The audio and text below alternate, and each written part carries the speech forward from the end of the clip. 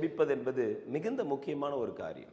ஆண்டவர் ஏசாயா தீர்க்கதரிசிக்கு தரிசனமான பொழுது, யார் என்னுடைய காரியமாய் போவார் அப்படின்னு சொல்லி தன்னுடைய இருதயத்தில் இருக்கிற பாரத்தை பகிர்ந்து கொண்டார்.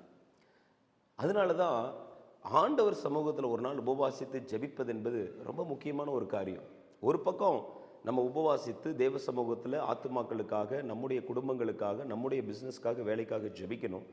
இன்னொரு பக்கம் ஆண்டவரை பற்றின நற்செய்தி, ஆண்டவர் எவ்வளோ நன்மை செய்திருக்கிறார், ஆண்டவருடைய ரட்சிப்பு எவ்வளோ வெளியேற பெற்றது என்பதை நாம் ஜனங்களுக்கு எடுத்து சொல்ல வேண்டும்.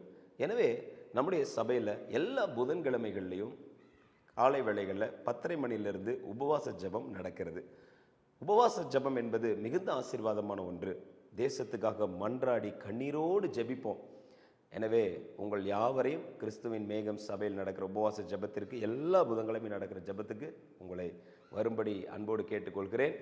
நம்முடைய உபவாச ஜெபத்தில் அநேக பிசாசின் கட்டுகள் உடைந்திருக்கிறது, அநேகர் வியாதியஸ்தர்கள் சுகமாகி இருக்கிறார்கள், அநேக குடும்பங்கள் ஆசீர்வதிக்கப்பட்டிருக்கிறார்கள்.